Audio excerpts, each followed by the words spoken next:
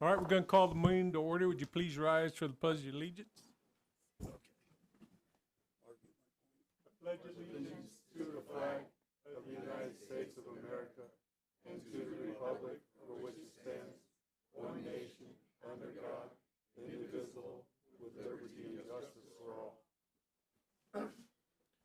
Thank you. Could we please have a roll call? Of course. Councilmember Shacker, Here. Councilmember Perkins, Here.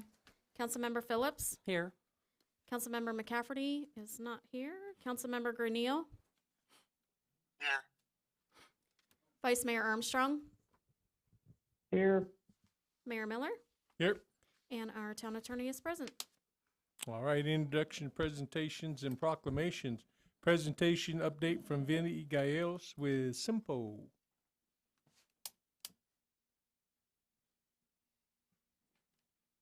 Good evening, Mr. Mayor, members of the council. Glad to be with you. Vinny Gallegos, Executive Director of the Central Yavapai Metropolitan Planning Organization, or SIMPO for short. Am I controlling the PowerPoint? All right. Yep. So again, just a brief reminder about the vision of SIMPO that you all participate with. So our vision is to promote and maintain a regional coordinated transportation system for the safe and efficient movement of people, goods, and services. And our vision is to use regional leadership in planning and promoting a comprehensive multimodal transportation system. This is our annual update to you. We come every year and give you about a 20-minute spiel on everything we're doing. We know you probably get some updates from Vice Mayor Armstrong, who sits as an executive board member, but it gives us a chance to come in and check in with you all. Part of our mission to really highlight, we've highlighted 4 words in that mission, is we're regional in our efforts. We exercise leadership. We're a planning organization, and our focus is on transportation, highways, roadways, bicycle, pedestrian, and public transit. Just a quote from Ralph Waldo Emerson: "He who builds a great road earns a place in history." So this is what we're all a part of in building roads, whether it's local or regional or statewide roads. I know some of you have heard this before, but I think it's valuable for those in the audience to know what a SIMPO is, or what a Metropolitan Planning Organization is. We're a federally mandated transportation policy making organization. As I described earlier, we're regional. MPOs exist throughout Arizona. They exist throughout the United States. We have about 420 throughout the U.S. We have 9 in Arizona, and there's a recent one that was just established in the Bullhead City area. MPOs come into existence through the U.S. Census when an area reaches a population of 50,000 people or more. So SIMPO was established in 2003 after the 2000 census. That's when we reached that population. Today, the SIMPO region is a little over 400 square miles, around 143,000 in population that we serve in our Quad City area. Here's a map that you can see what areas we cover. It's again that central Yavapai, that Quad Cities area that is our planning area.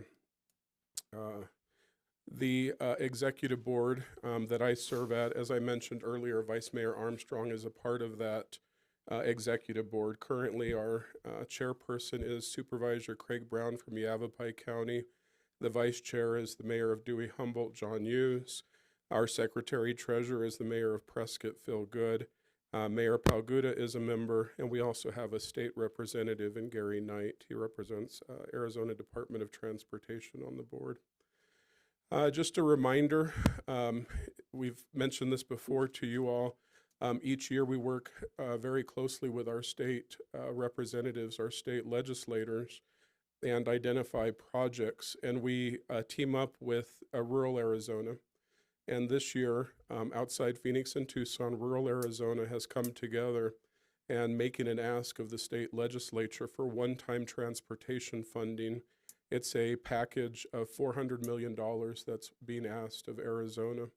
I know this is, if you're tracking, and I know you are, kind of the economic forecast and the outlook. This doesn't look like a promising year to be asking for money when the state's looking at making some cuts. Last I heard, there's probably about a $400 million deficit, and ironically, we're asking for $400 million. Here's the noteworthy part of that is This bill was introduced to the House Transportation Committee, and they passed it. And they passed it with a note that I just said. They realize they have some hard decisions to make as it looks as a budget, but at the same time, they recognize infrastructure, roads, is a true priority. Why is this important to you all here? Of the 400 million, SIMPO would be apportioned about $33 million. The SIMPO board, through staff recommendation, identified 3 projects.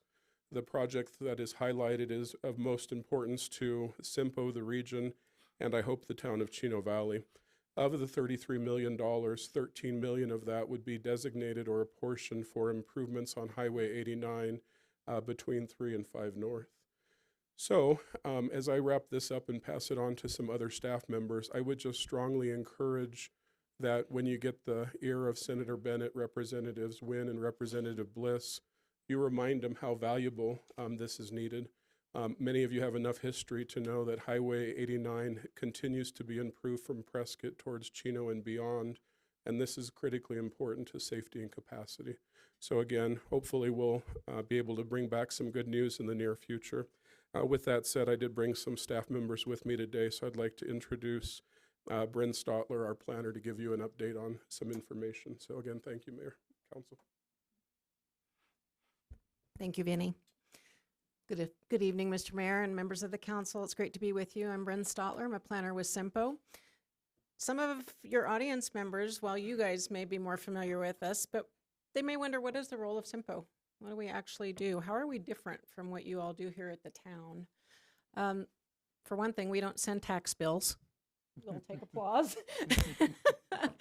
And we don't deliver direct services or deliver water or any of those, or public safety or any of those types of things. But what we do, if I can get to the next slide, is facilitate regional partnership and collaboration. It's very difficult to get all member agencies and all of the stakeholders in our region to the table, and that is one of the things that SIMPO is really well versed in, and we have as a body of work things, ideas and projects that people like to coalesce around. So we are happy to provide facilitation of the regional conversation. So what's happening in roadway planning? There's a few branded plans that we're working on that some of you may have heard of.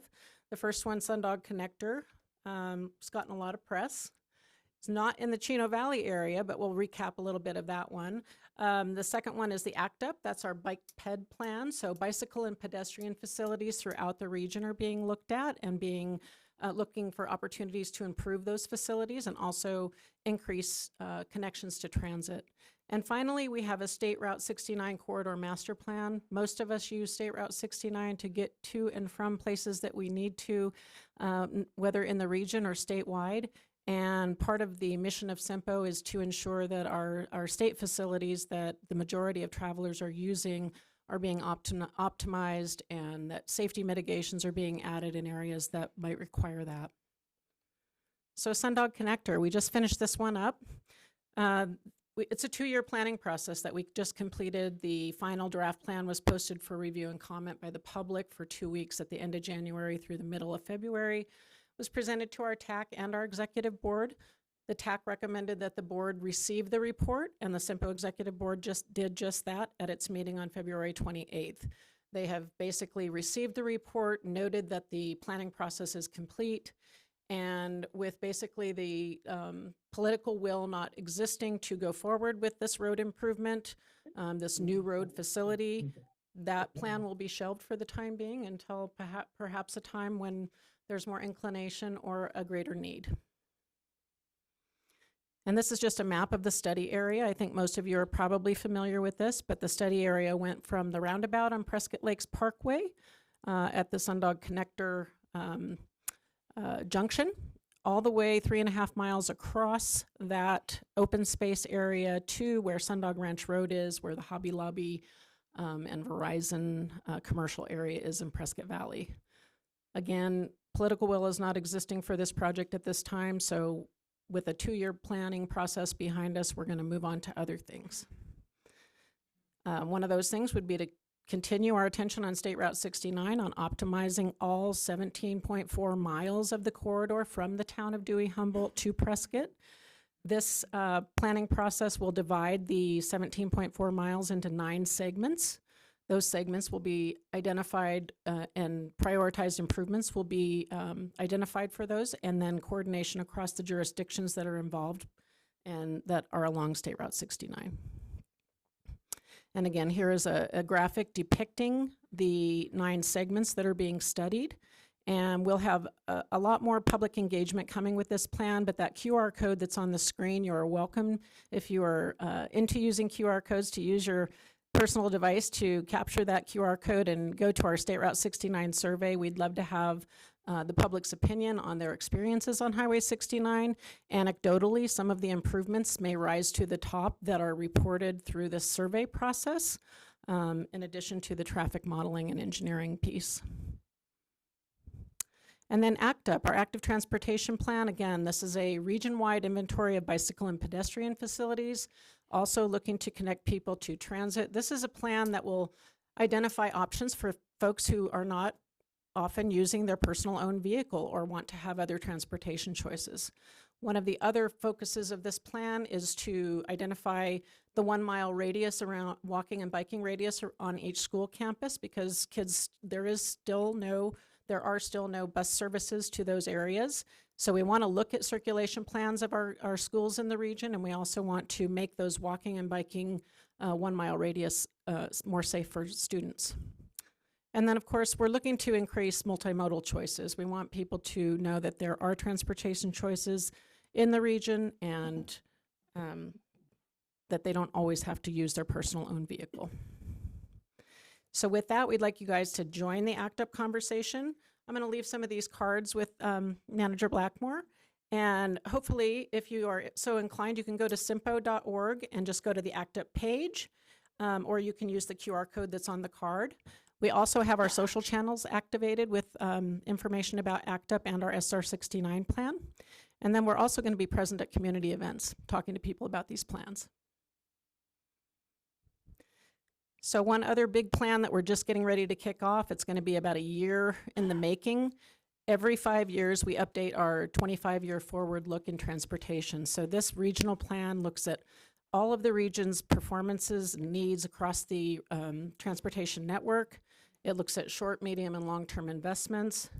And again, it's updated every 5 years so that it's basically the general plan of transportation, and it looks at the next 25 years.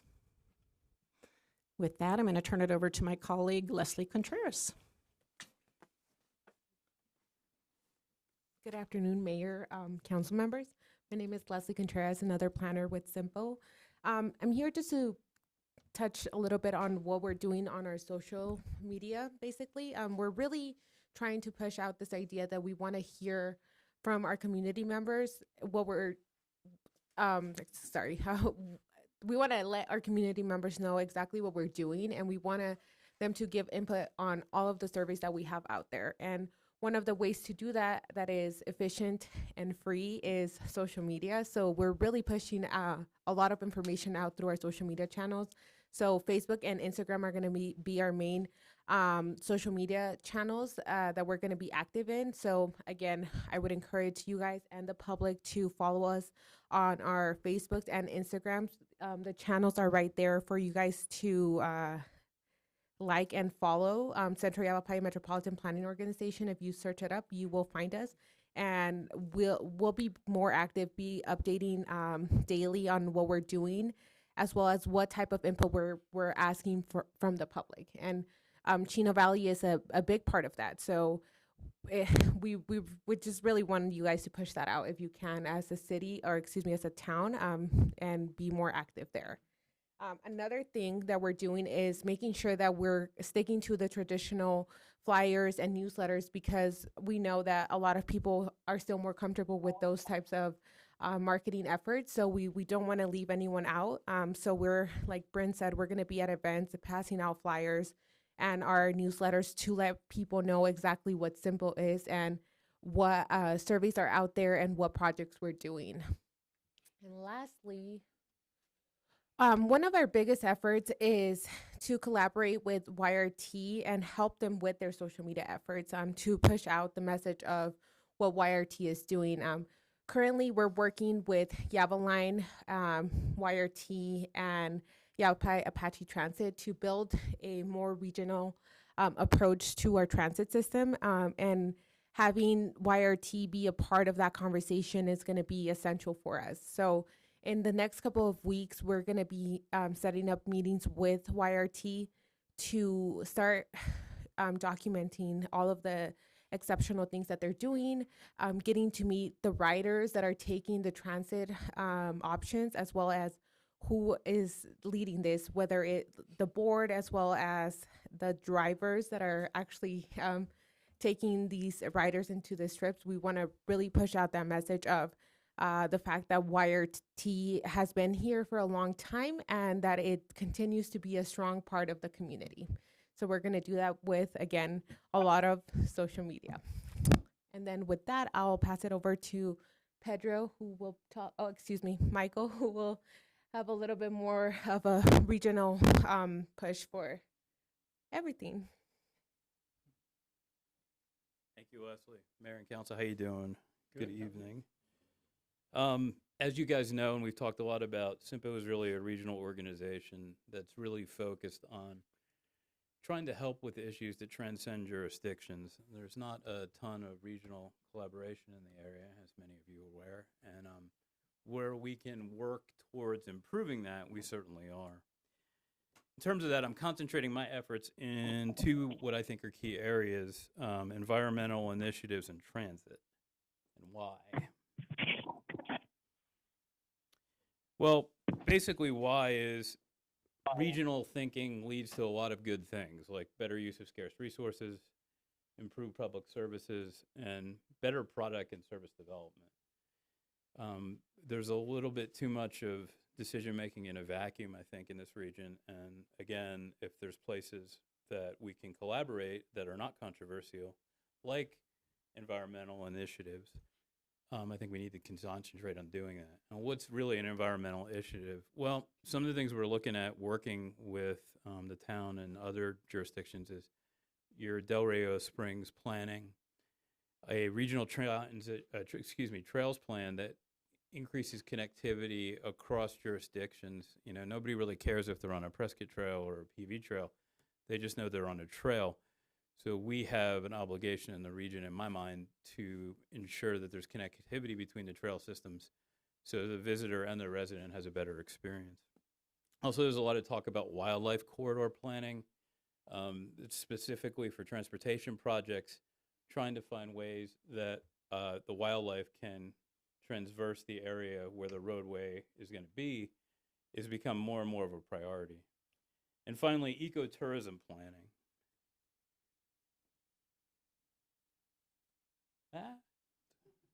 Did I go too far? Okay, I'm just going to wing it. In terms of ecotourism planning, one of the linchpins in our community is really your Del Rio Springs project. I think that we all feel like it's a tremendous asset in this region. And we have a lot of ecotourism assets that are very valuable to the region, but nobody's really looked at collaboration and connectivity and the creation of a bigger ecotourism product. Again, back to not caring about jurisdictions. We have so many assets in this region, whether it's a Chino asset, a state asset, a PV asset, the ability to work across jurisdictions and promote and market those assets makes a lot of sense. Transitioning to regional transit, that's probably a better way to say that than transitioning to regional transit, but we're transitioning to regional transit. We are trying to link people with places, increase local ridership, improve access to jobs, education, medical facilities, shopping, and other needs, while simultaneously reducing emissions. These are some of the benefits. There's economic benefits, there's mobility benefits, there's safety benefits, and there's certainly quality of life benefits. We have some really good partners in this region that are already doing some tremendous work. Yavaline, Yavapai Regional Transit, Yavapai Apache. it really is a discussion of who's next in line to be part of this. And we are reaching out also to other transit providers in the community, like vet organizations, charter, and potential transit partners like charter schools and after-school programs in the service industry, to tap other industries that their employees may have transportation issues. And we really feel good about the future of regional transit in the area. A little closer to home, in the coming months, through a formalized partnership, SIMPO will build on YRT's Golden Route, which I think is the local route around here, and the Green Route, and link services with Yavaline under one umbrella agency, which will be SIMPO. There's really little doubt that the opportunity for regional transit success under one umbrella is better than any of these entities standing alone. There's just better options in terms of marketing, as Leslie alluded to, and partnerships across jurisdictions. So Pedro is now going to speak a little bit about Yavaline, its recent expansion into Prescott, and what the connectivity impact on that with YRT will be. Thanks. Excellent. Thanks, Michael. Mayor, Vice Mayor, members of the council, it's a pleasure to be here and to be here at home. So yes, my name is Pedro Rodriguez. I'm the transit manager for the Yavaline Regional Transit System. It's a brand new system that started in Prescott Valley. And we've, up to this point in time, over a little year and a half, we've performed about 33,000 trips. So it's been wonderful. We've only been in service for that year and a half. Again, brand new system. I wanted to kind of point out, just in the hard work of the teams here that provide public transportation. Yavapai Regional Transit has done an amazing job. They've been here. They're solidified here in the community, done fantastic work, provided, a ton of trips, as you can see here. Both systems with the Yavaline Regional Transit System, it's nicknamed the YAV Connect, and the Yavapai Regional Transit. We've done total ridership last year was 32,000, and then this year's forecast we're about 50 to 60,000. So Yavapai Regional Transit, they cover an area about 100 linear miles, a little bit more than 100 actually. And then we, with the YAV, we run the system a little bit different. We have more of a coverage area. So of in this case, about 16 square miles. So the way that the new system is going, so the YAV, obviously we started in Prescott Valley. We just actually moved into Prescott for another service area. But here with this new type of system, which I'll get into in a second, there's 12 different systems throughout Arizona that are using this specific mode of transportation. Per SIMPO's phased transit plan that was passed in 2020, as you can see here, there's 4 phases. Phase 1 being Prescott Valley, Phase 2 in Prescott, which we just started, and then an expansion of those areas, and hopefully connect the 2 towns in the coming years. So microtransit, it's fairly, in a way you can call it a dial-a-ride, but it's more data-driven. We have wheelchair accessible vans, as you can see here. We provide service short distances. Right now it's about 3 miles. Comfortable, safe ride, low maintenance costs with this type of fleet. And so we run service more per demand. We don't have a set fixed route, a schedule. We have service hours, obviously, 6 a.m. to 8 p.m. Monday through Friday, but it's a little bit more different. Think of it as an Uber. So this is phase 2. This is the zone that we recently started in Prescott, and it's a little over 3 square miles, and we have a couple of vehicles there.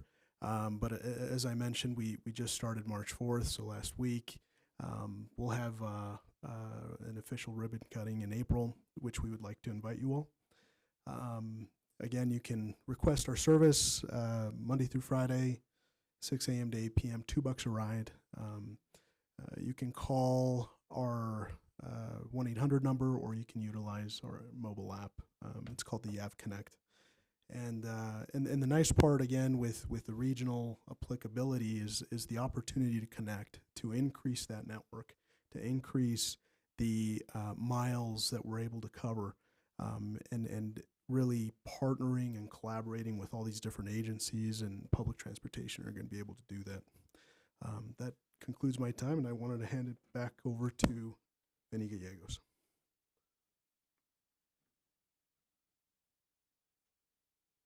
Hey, Mayor and Council, last slide. Just want to announce that SIMPO will be hosting the 25th Annual Rural Transportation Summit, October 16th through the 18th at the Prescott Resort. For 25 years, rural Arizona has come together, and that's outside Phoenix and Tucson, and we've stood united to be able to talk with our state legislators on the needs in rural Arizona. I mentioned earlier that $13 million project for Highway 89. This conference gives us an opportunity to set the agenda with all of our state legislators and stand united. So again, would like to extend an invite to you. We will be sending out more information, but as SIMPO is the host, we want to be able to feature all of our area. We want to invite people to attend the conference. We would expect about 400, but we want them to visit Chino Valley, Prescott Valley. We want them to stay in the community for a week. We hope to have a lot of very key people at this conference. So you'll be playing host with us. With that said, Mayor and Council, I'm happy to take any questions or comments on everything we covered today. Go ahead, Bob. I have a question for you.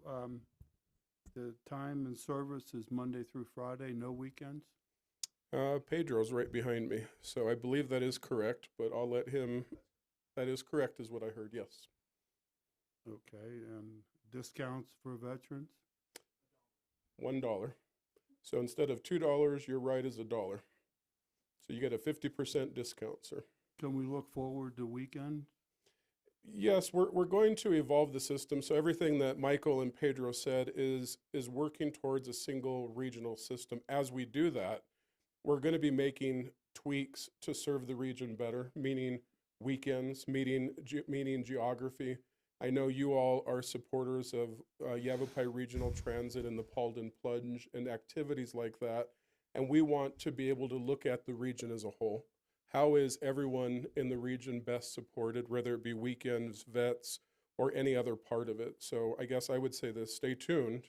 And as far as SIMPO's concerned, we want to be able to serve as much as we can, given the bottom line of dollars and cents. Because Yavapai Transit's not on weekends either. Yeah. And that's something we recognize and we want to work towards too. We recognize that employment, when you look at Yavaline in the town of Prescott Valley, council member, right now 40% are using it for jobs. And that's a thing too. We want to make sure that this is also a service that can provide hours of when people are working. So we recognize that weekends is a key part. So it's something we're working towards. All right, thanks, Whitney. You're welcome. Annie? No, thank you. You're Okay. welcome. Just one. Did I understand you correct? Well, hello. It's a red dot. Wow. Let's come over here. I guess we have to have everything recorded, you know. So they're going to collect. They're going to put all three under one name. So are they going to lose their identity like Vavline and or YRT? Or Absolutely not, Mayor, Council member. So our hope isn't for no one to lose identity. I think there's a lot of roots. This isn't by no means a hostile takeover of any kind. This is true regional partnership. And what we're doing now is we're talking with Yavapai Regional Transit, and we're trying to understand what is their situation and what are their needs. And as we move forward, we recognize that we all have limited resources in your budget.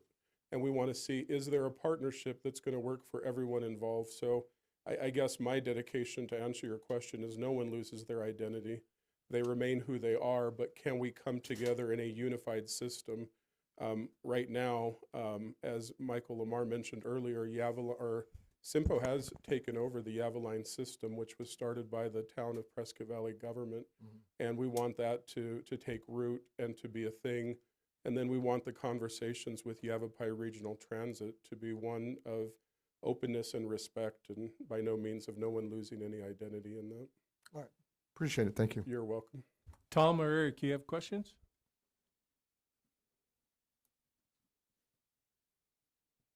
Hearing none, I guess No. not. All right, thank you, Vinny. Thank you, Mayor. Thank you, Council. I appreciate you. All right, item B, presentation update from Mark Holmes, the town's water resource consultant, on the results of the town's drinking water PFAS assessment in the black. It's not a funeral, Mr. Mayor. Good to be before you, Mr. Mayor, members of the council. Give you an update. We've been working very diligently on a lot of activity, obviously, with the PFAS, and I will cover what that is. Thank you for the introduction. Just as a little recap, in August of 2023, he made me look over here. The Arizona Department of Environmental Quality conducted water quality testing of Chino Valley's water production wells and various wells throughout our community as part of the nationwide sampling program, and to try and get ahead with work that would be needed for areas where the per and polyfluoroalkyl substances, otherwise known as PFAS, it's the umbrella term that covers a number of constituents, otherwise called forever chemicals. So PFAS I'll refer to a lot in this presentation. In September, the town of Chino Valley went out and also tested independently our water production facilities, also tested our water hauling station, and we also tested various wells at Old Home Manor, which I will touch on. And then we also tested our water reclamation facility. Obviously, if it's in our drinking water system, it's returning through our reclamation and ending up potentially back in the groundwater through reclamation and recharge. The 2023 proposed EPA goals and the proposed maximum contaminant levels, there are various constituents here. From the top two are the main constituents that we're concerned about right now. It's PFOA and PFOS under the PFAS constituents. The proposed EPA maximum contaminant level goal is 0. Obviously, we don't want to have contamination at all, but they are going to release this year, from what ADQ is telling us, as a 4 nanogram per liter, otherwise known as parts per trillion. I will touch on what that is in an upcoming slide. For those two constituents, they've also developed a health index, taking those 4 compounds below the HI, which is a health index. They get plugged into, based on their concentrations, into an equation. And then if your health index is less than 1, you're in good shape. If it's above 1, you need to take some action. Just to talk about parts per trillion or nanograms per liter, it is 1 drop from an eyedropper, 1 drop in 20 volume Olympic-sized pools. That's 13.2 million gallons, 1 milliliter, 1 drop of water. That's the concentration. The laboratories were just able to get into the testing of this, 4 parts per trillion. Another example I heard was 3/4 of a teaspoon for Watson Lake when it's fully filled up with water. That gives you an idea of what we're dealing with these forever chemicals. So based on ADQ and the town's water quality testing, I did want to point out, I'll use my cursor for those that are attending virtually here. So ADQ and the town's testing for the Bright Star well. The Bright Star well is over in the Bright Star development. It is the largest water production well. It's 1,000 gallons per minute. It's a fairly new water production facility. It was completed, I think, around 2014. And it came up with PFOA, you can see here, 8.94 parts per trillion, and down to 7.74 parts per trillion. So that's what's coming out of the aquifer right there at the Bright Star. And I will show a map here, the location of the Bright Star well. We also tested Country West, which is just east of State Route 89, by the Forest Service building. That's a much smaller water production facility. It's about 500 gallons per minute. It's also a very small geographic location site. I'll keep that in mind just when we talk about some of the options and alternatives coming forward. That well and production at the aquifer there was just under the proposed maximum contaminant level of 3.55 parts per trillion. So we're in good shape at that well site, but again, it's a smaller water production facility. But that water concentration could change with time. The fill station, trying to make my cursor move, that next pink box there, our fill station out by Walgreens, that came up with what we're seeing pretty much in the groundwater, 8.77 parts per trillion. One other well I want to talk on is the Old Home Manor, well number 16 right here. the Old Home Manor Ball Fields well, that has no detection. So nothing was detected there. We are going to touch on that on an upcoming slide. And then down here is Chino Meadows 2 Water Company, which serves a very large population just west of Bright Star, around the Highlands Ranch area. That came up with 7.21 parts per trillion of PFOA.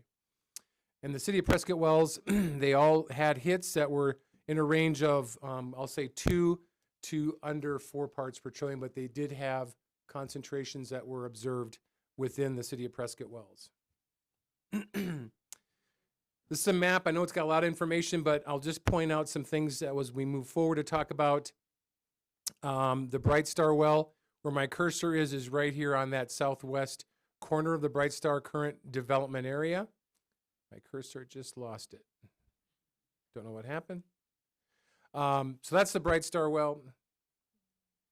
There we go. And this is to the west of the Bright Star well. This is a Chino Meadows 2 Water Company well. These 2 wells have exceedances of PFOA. And the town's Country West well is right here, just adjacent to State Route 89. And that one had 3.09, average about 3.5 parts per trillion. Again, that's a very small site. The blue area is the town's water service area. So we're serving water to that area. The pink is the Chino Meadows 2 water service area, serving to about 2,000 Chino Valley residents. This phase 1 of the Chino Meadows is served by the city of Prescott. But as another component here, just to let you know that water and sewer does run up all the way up to Old Home Manor. So the sewer is, both town's water and Chino Meadows is all sewered by the town and goes up to the lift station, to our reclamation facility to be treated. And then it is piped to the east into the recharge facility, which is located right there. And I just lost my cursor again. I don't know why it's keep disappearing. So there's the recharge facility. And then here is the ballpark well at Old Home Manor. We're going to touch on that.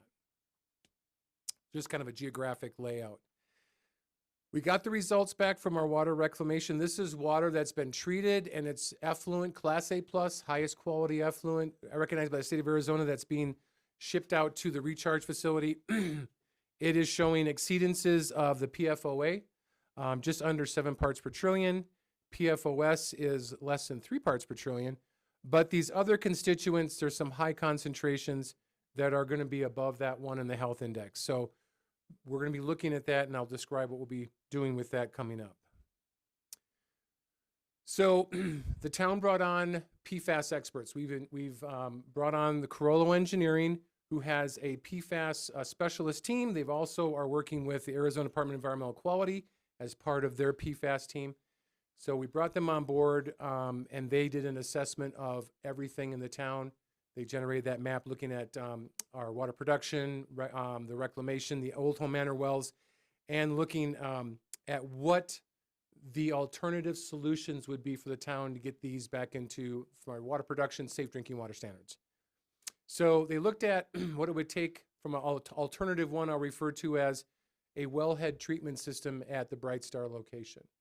They did look at Country West.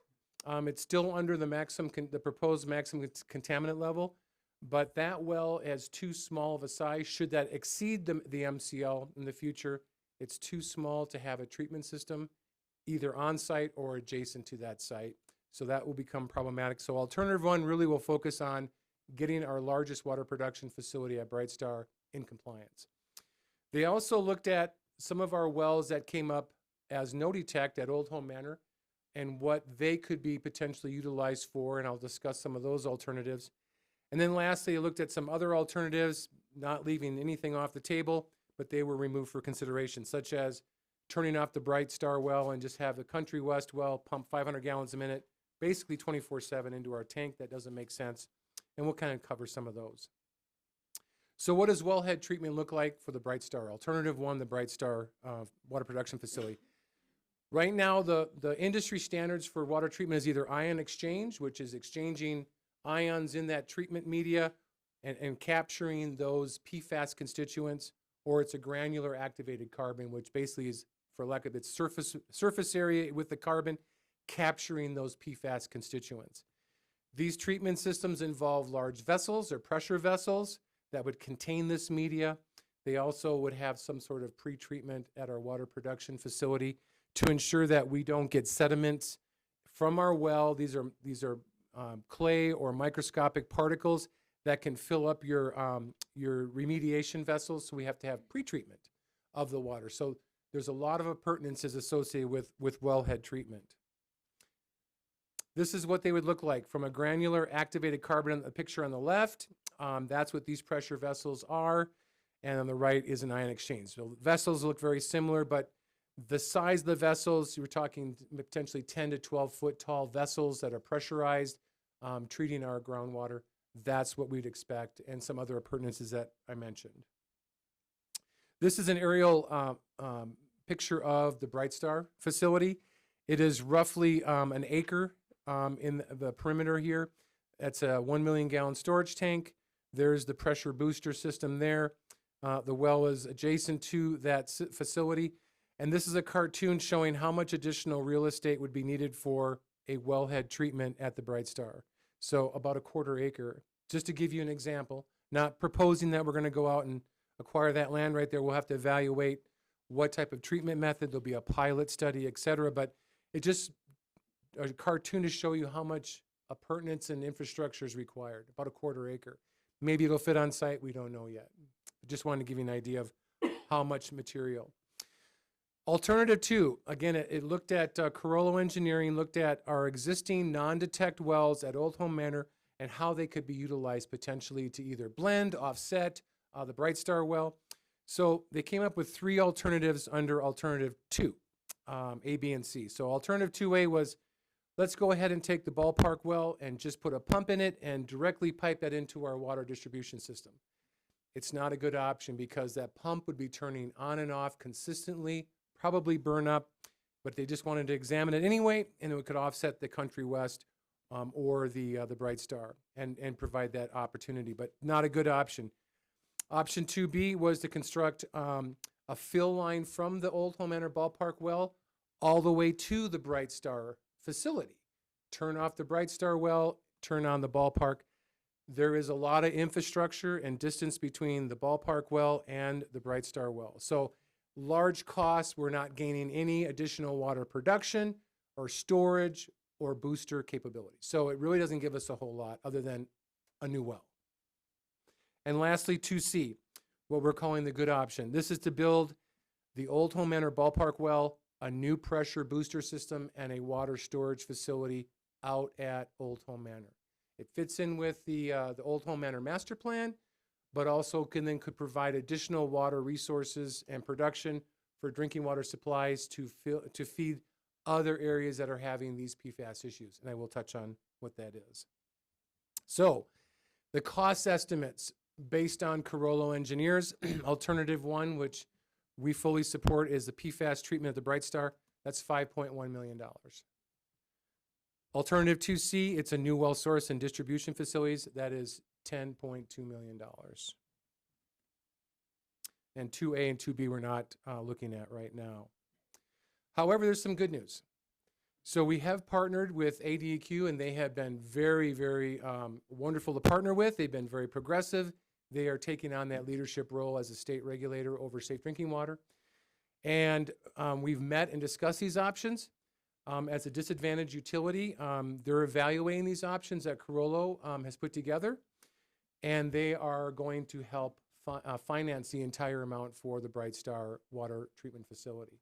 So their consultants are going to review what we put together. There may be some modifications, some adjustments, but their goal as a disadvantaged utility is to pay for that treatment for safe drinking water for our service area. That's great news. Completely? Completely.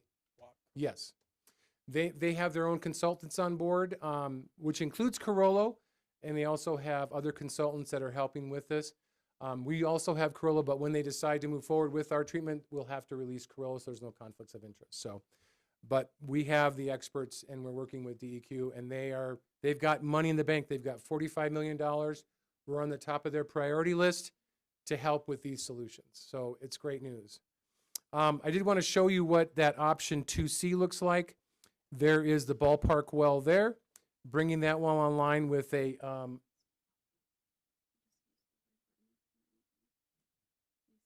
I can. Does that show up there as well? Does it show up on the computer? Yeah. Okay. Okay. Thank you. Can you see that? I think virtually you can see it. But there is the ballpark well. It would have a new pump put in, we create to a drinking water supply, and then that would have a pipe that goes over to the east on top of the hill, the highlands, the central highlands there, to a new water storage and booster system within infrastructure that would come back to the west and tie all the way in with our existing water system right here at the Peavine Trail. So that's the $10.2 million solution for additional, again, the ballpark well has non-detect. So we're trying to work towards finding solutions for alternative 2C. Why? We are concerned about the health and safety of the Chino Meadow 2 Water Company with its 2,000 Chino Valley residents. Obviously, it's a disadvantaged water utility. They have challenges already with some of their water production, but the concern is if we are able to get this new well in production online, we could then interconnect and provide safe drinking water for their residents in their service area while they work on the solution. That could be temporary, that could be permanent, but it would lead to a partnership opportunity. So this does provide for a very large water service area solution. Also, again, their water does have these exceedances of the PFAS constituents that will only end up in our sewer collection system, our reclamation, and then be recharged into the groundwater aquifer out at Old Home Manor and impact the town's recovery wells for the future. So this is also a concern. This water not only goes in their drinking water, but comes back on the collection side, the sewer collection. Again, we're recharging our effluent there at Old Home Manor. So again, we're looking at this alternative 2C, but again, it's not included in our 5-year capital improvement plan. It's not currently in our adopted rate study. So we're going to have to look for, our goal is free money. Where does that exist? So we're working right now very diligently, whether that's WIFA and forgivable loans, it's USRDA or other sources. The Corolla work that we've assigned in the scope is for them to help us apply for and seek free money, the least amount of money we have to pay back. That is our goal, and that's part of their work. So we'll be aggressively pursuing that and coming in the future with some of those hopefully great new solutions.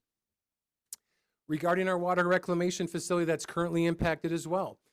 So right now the town is negotiating with a consultant for the water reclamation facility that we discussed in previous meetings to modify our plant, but they will also be looking at a PFAS assessment. So the timing was perfect. The PFAS assessment will be a pilot level study as to what type of treatment may be needed that would optimize the removal of any PFAS. Because PFAS is not only in the groundwater, it's also in consumer products that are being discharged into our sewer system. As part of this work, we'll be coming forward with this. We can't name who we're currently negotiating with yet, but as part of the scope of work, we're looking at grants and funding applications for those activities because some of this additional work was not contemplated with the modification of the plant. This is additional. With that, that's my update. It concludes my presentation. Happy to address any questions you may have. I know I Jerry, covered a lot of you good? material. Remember that one wasn't working. Can you, okay, no, we're There it good. is now. The EPA established the MCLs, correct? Not yet. No, they have a proposed MCL of 4 parts per trillion for the two items, the PFOS and PFOA. Is there any chance that that's going to be elevated to a higher level, given the financial magnitude nationwide? I think it was a year and a half or 2 years ago, it was at 200, and then it went down to 80. It's been coming down to 4. And what I heard in the DEQ and their conversations with EPA, it'll probably be 4 parts per trillion. This is a carcinogen. All right. And then in your presentation, you made reference that item 2C would support and be with the Old Home Manor master plan. What Old Home master plan are you talking about? Because I've yet to see one. So we finished as phase 1 for an integrated water master plan. I apologize if I misstated it. It was part of the integrated water master plan, Okay. which had a capital improvement plan that the very first priority work with that was to get a new well and storage and booster system to tie into our current water facilities. I apologize if I misstated that. Okay, no, that's fine. And then the last question is there limitations to the amount? So in the future, will let's say a wellhead system be capable of filtering up to, let's say, 12 parts per million? Is there an upper limitation on filtration? So the higher the concentrations with wellhead treatment basically are media driven. So what's in your vessel and the breakthrough time. So for example, if we had, right now we have about eight parts per trillion. That may say that with a specific media that's found to be the most optimal for filtering or taking out that constituent, that you have to replace your media at, let's just say arbitrarily, that's every 18 months. But if we had a concentration of 50 parts per trillion, that might be 4 months. You can go to bigger vessels. Obviously, they'll have to look at optimizing. You always have a lead and a lag vessel. You have pretreatment, but it's all driven by that concentration. But the goal is to get it down to zero. We don't want to have any, but and I think with these industry accepted best available technologies, they can get these medias get it to zero. But at some point, you'll have a breakthrough, and that's when your lag vessel will start collecting that, and you have to replace your media. And we have no evidence that our recharged fluids have tested above the MCL. We've done some additional sampling, but we are yet to receive those back from the lab. We looked at some point of compliance and some other, we're even looking at our influent, the influent from various sewer lines from various, I'll say, industrial commercial users. This is a surfactant, so it's a material that there's thousands of these surfactants in a multitude of products, whether it's a nursery or it's a food industry such as McDonald's or other. So as they come online, we want to see where the influent and how we can maybe address like a pretreatment program. Because I'm just thinking about everything that goes down a sink. Every household chemical, just anything and everything go down a sink and it goes back. So I'm just wondering if there was any correlation or nexus between our recharge and the contaminated wells, because, or is our groundwater just have natural contamination? Here, this is an anecdote. I will just state this. The pink area where both the Chino Meadows 2 and the Bright Star well, if you look this pink area, this is Chino Meadows, which was high density septic, private septic, 7 to 8, 6 to 8 septics per acre that was found in violation of Clean Water Act for nitrate. So their discharges was getting to the groundwater system from a nitrate exceedance under the Clean Water Act. So you see where our wells are, they're smack dab right in the middle of all that. And they're now sewered, but if you can imagine a smear zone as the water table has been dropping, that smear zone over the decades of discharges from private septics has probably created these discharges that we're seeing in our sewer system in this local area. Because there's not been PFAS industrial complexes and usage of PFAS on an industrial complex level, such as the airport and what Prescott's seen at those spray foams, other things that are used at the airport to cause this type of concentration. So it's just anecdotal that, I would just speculate and say, is it because of the septics? I don't know, but we see our two highest areas right there in the middle of where those septics were. So, Thank you very much. thank you. Bob? No, thank you. Annie? Could you just, Microphone. my apologies. Could you give us an example of a product that everybody might use or know of that contains these chemicals as an example that could get flushed down the toilet or down the sink? Toilet paper. Okay. So the industry, and they make toilet paper. There is chemical processes for pulp manufacturing from paper that uses these types of chemicals, and we're flushing toilet paper down. A lot of food containers. So when you get food containers, again, these containers, these products are hydrophobic. So it's whether you spray your boots with this product to make them waterproof. Food containers, whether they look like a waxy material or it's a plastic or other types, when you take them, people rinse them in the sink and they throw them so their garbage doesn't smell. When you rinse that down your sink and goes to our sewer, that's another example of these products being used in the food products that we're consuming. There are thousands of these products, and they're forever. And they're I've asked some questions to like the universities, you know, similar to like EPA came out with the Water Sense program, a Water Smart, looking at water efficient appliances, fixtures. Maybe we need to get to a place where every consumer can look at their label and say, is this PFAS free or is it contain PFAS? Then as consumers, we can make better decisions. I'm hoping that's where EPA will lead, but that's up to the federal level of regulation. But every type of food container, and of course they get rinsed, even cosmetics, other things, they're in just about everything that we touch our body with or Thank you. consume. Thank you. Tom and Eric, do you have anything?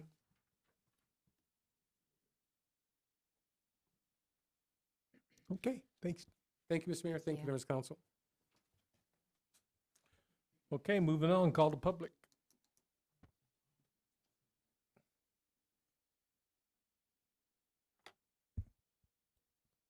Call to the public is an opportunity for the public to address the council on any issue within the jurisdiction of the council that is not on the agenda. Public comment is at the discretion of the council and not required by law. Individuals are limited to speak for 3 minutes. Yielding of time will not be permitted. The total time for call to the public may be up to 30 minutes per meeting. Council action taken as a result of public comment will be limited to directing staff to study the matter, scheduling the matter for further consideration and decision at a later date, or responding to criticism. Disrespectful behavior will not be tolerated. This includes loud outbursts, profanity, and disruptive discussions amongst our audience. Mayor, I do have one submitted card. Mark Bonaquista, yes, a resident of Chino Valley. Evening. Good evening, how are you? Good. Mark Bonaquista, resident of Chino Valley. Just want to make this real quick. About 4 years ago, I applied for a second home permit and was denied in writing, basically stating that the UDO code 2-1 was not into effect because the manufactured home was not 400 square feet. Dan Trout suggested that I find a way to have it measured, and if it got measured and it would be over 400 square feet, he would issue the permit, and he did say that in writing. And so what happened is he denied coming out to measure it, which is kind of unique because he's the building inspector. You'd think he could come out and measure it, which he didn't. So I had to take it to the Superior Court of the state of Arizona. The judge ruled, and the judge ruled, said just go and measure the manufactured home in question. They did come out, the town, and they did measure the house, and it was over 400 square feet. Once we got to that point, I asked for another permit to permit it, and I was denied because then they said that the state of Arizona Manufacturing Housing Division would not allow having that because it was a park model. And the interesting thing is we went through depositions, and during the discussion process, we received about, the discovery process, we received about 100 pages on this issue. And one of the pages was from the town manager to the town attorney, and it basically says, Cody, although the Office of Manufactured Housing says they will permit the building, I think you're aware that this structure will be permitted structure. So the state of Arizona did that. Now, however, I don't have the correspondence that goes from the town manager to the state of Arizona Manufacturing Housing Department. So I put in a request, which is a public record request, asking for those email correspondence on who they spoke to. Unfortunately, I came back and we were requested denied, basically for attorney-client privilege. This is under the Arizona Freedom of Information Act. I should be able to receive that. The ironic thing is, out of those 100 pages that I received, that did come from the town's attorney. So I don't quite know how that would be attorney-client privilege. All I'm asking for is the town manager to release the documents from the state of Arizona Manufacturing Housing Division, whoever stated to the town manager that I can have a permit, and I would be wanting to have a permit issued for the second home on our property. Thank you. Thank you. Thank you. Mark? That was the only submitted card I had, Mayor. Ma'am? Sorry, that was the only card that I had submitted for call to Okay. the public. Did anybody else want to speak who didn't put in a card? All right, we're moving on. Current events, summaries, and reports. Status reports by town mayor and council. I don't have anything. Do you guys got anything? No, sir? No, Mark or Tom, are you guys even, are they there? I think they fell asleep. Okay. Mark good, or Jack. Tom, I'm sorry, Eric or Tom. All right. Mrs. Town Manager? Thank you, Mayor, Council. Just one thing, I want to remind everyone that we're still accepting applications for our 2024 Citizens Academy. It's a unique opportunity for residents to learn more about the town of Chino Valley, its services, and the dedicated staff who keep it all running. The academy will consist of 7 sessions, once a week, beginning Wednesday, March 27th, through Wednesday, May 8th, and it'll be from 5:30 to 7:30 in the evening. So we encourage anyone who wants to come out and learn more about your local government to join us. You can check our website and social media or call Town Hall if you need more information. Thank you. Thank you. All right, moving on to consent agenda. Would anyone like to remove an item from consent agenda? There's only one item. What am I hearing? Oh, anybody? wanna- Eric, get a grip. Oh, Tom. I'll make a motion. Yes. All right. Or do you want to do it? Go ahead. Go ahead. I'll make a motion that we approve the consent item 5A as written. Motion made, is there a second? Second. Motion made and seconded. All in favor? Aye. Aye. Any opposed? There was an aye. Any opposed? Motion carries. Item 6, action items. First, public hearing regarding resolution number 2024-1243, proposing extension to the alternative expenditure limitation home rule option. Take her away, Katie. Good evening, Mayor, Vice Mayor, and council members. So every 4 years, the town actually gets to present to the voters the home rule option. This was started because the state has an expenditure limitation. In 1980, the Arizona voters passed a law that requires governments to be held to a formula that was calculated based on 1979-80 as a baseline. And that formula provides the limit for expenditures in your community, even if you have revenues that are in excess of what that limit would restrict you to. So the state has acknowledged that that formula doesn't always give communities the ability to meet the needs of their services. So the state constitution provides options for solving this issue, including the home rule option. And that's what we're recommending tonight to, this is the first public hearing of 2. The next would be at the next council meeting on the 26th. And after that, a special meeting would be called for council to vote on putting that item on the ballot. And it would go before the voters. Of all the 91 Arizona municipalities, 40 use the home rule option, which is the option Chino Valley currently uses, and we have used since 1984. And 43 use a permanent base adjustment, which is a different variation. We're not recommending that at this time. And then 8 use the state limitation. So if the measure fails, if council chooses to put that on the ballot, it would basically result in us calculating our expenditure limitation based on that 1979-80 baseline, where we had a much smaller population in our town and our services that we provided were not as extensive, for example, water and sewer service. And it would result in about a reduction of 54% of the town services. If it passes, then the budget is set each year by the council during the budget process. So it doesn't give us a ability to spend whatever we want. It still has to go through the regular budget hearings every year where council gets to see what revenues the town has available and match those to expenditure and needs of the public. So what would that do if it didn't move forward? If we were bound by the state limit, we would be restricted to around 13 million in fiscal year 25-26 for our expenditure budget. So that's a significant shortfall of about 15 million from what we are projecting we would actually need to provide the services and maintenance to our roads and everything else that we provide to our residents. And with that, I'll turn it back to you if you have any questions. Questions anywhere? Nope. All right, well then I'm gonna declare a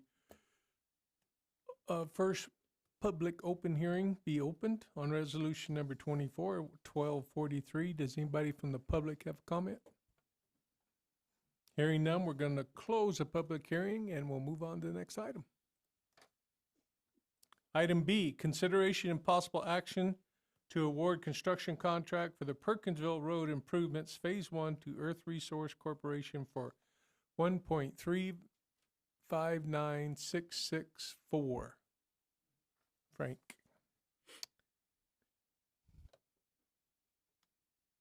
Thank you, Mayor, members of council. This is part of our capital improvement program. We went out to bid for, it gets confusing. You may see some of the plan sheets say West Perkinsville road improvements. That's because the goal is to get the water and sewer to the west side of the highway. But this phase is all contained on the east side of the highway. So phase 1 is to construct and install a new 12-inch water and 18-inch sewer line from the intersection of Road 1 East and Perkinsville Road to just shy of the highway. Phase 2 will be to simply get across the highway. And then phase 3, if and when it comes in, would be to continue west on Perkinsville Road to Angus Place and then go north to the dead end, or south, uphill but south, to the dead end for the future Hawks Nest development. So if that development ever comes in, it was looking like it would come in a lot quicker a couple years ago when we started this process, but it slowed down again. For those that have been around here for 20 years, that one seems to come and go every few years. But the goal would be to eventually, that way we could gravity feed sewer for any development there. And also the water would create a loop system, because where our fill station is now behind Walgreens, the reason that fill station is in that location is that's the end of our line, and using it as a fill station keeps the water flowing and we don't get stagnant water. But this would provide a loop connection for those customers that are on the west side of the highway. So we received 6 bids, which is actually a good turnout for a project in Chino Valley. Sometimes we're challenged with being away from the valley and hard for some contractors to get here. The low bid was Earth Resources Corporation with $1,359,664. All the math checked out, and we recommend awarding the bid to Earth Resources.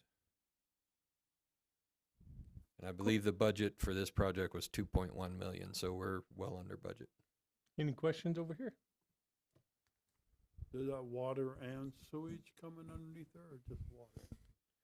This project would be for the extension of a 12-inch water and the 18-inch sewer, so it would be You both probably said that, I utilities. missed it. Okay, thank you. Annie?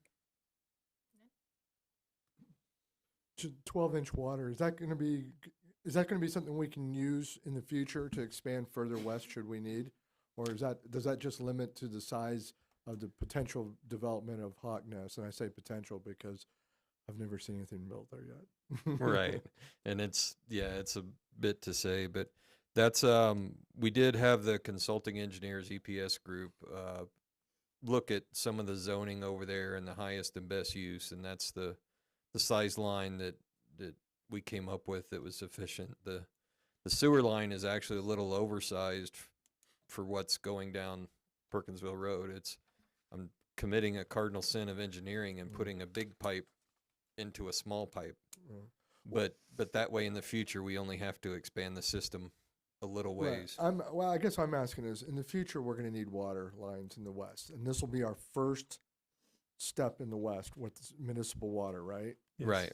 Okay, so in the future, as we go west, as wells potentially dry up and they find a way to fund it to get on city water, will that 12-inch main be suffice to continue expanding to other places, or should it be bigger? We're in the ground. Should we limit ourselves, or should we build for the future so it doesn't cost us more down the road? I'm glad you asked, because the current integrated water master plan that's underway will answer those questions and provide a model of the entire system for the town, including future developments beyond just what Hawks Nest or the other 90 acres next to it would provide. So that master plan will help answer some of those questions as far as other wells and tanks and water lines we would need to expand the system, say if we go to the north campus by Memory Park, or some of those developments wind up connecting into the water system. That master plan will coordinate all of that.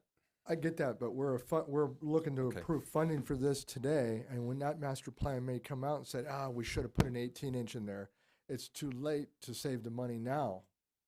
I'm saying that I'm not an engineer. I'm not going to pretend to be one, but I'm just thinking if we're going to expand water to the west in the future, and we're here now, why not build it now for the size that we need in the future? Because it's always going to cost us a buku bucks more to go ahead. I think it's important to realize that as the town grows, there'll be more of these lines going across the highway besides just at Perkinsville. I agree.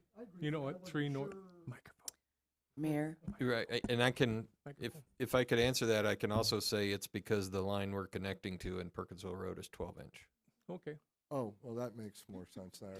Why didn't you just say that? Well, because I did want to say that we did look at the design, and 12-inch should be sufficient for the area we're looking at We here. can't oversize at this point. I get you. Yeah. All right. That's all you had to say is we can't. Or it depends, like an engineer does. I tried not to. Okay, Tom or Eric, questions? All right, Amy. Okay, I make a motion, we award a construction contract for the Perkinsville Road Improvements Phase 1 to Earth Resources Corporation in the amount of $1,359,664. I'll Motion- second. I'm sorry? I'll second. Motion made and seconded. All in favor? Aye. Any opposed? Motion carries. For adjournment, I'm going to do it tonight, Sherry. I'm going to make a motion that we adjourn this meeting and move into the executive session. Second. Motion made and seconded. All in favor? Aye. Aye. We're adjourned. Thank you. Yes. Erin can do that. She's amazing. Not because of Frank.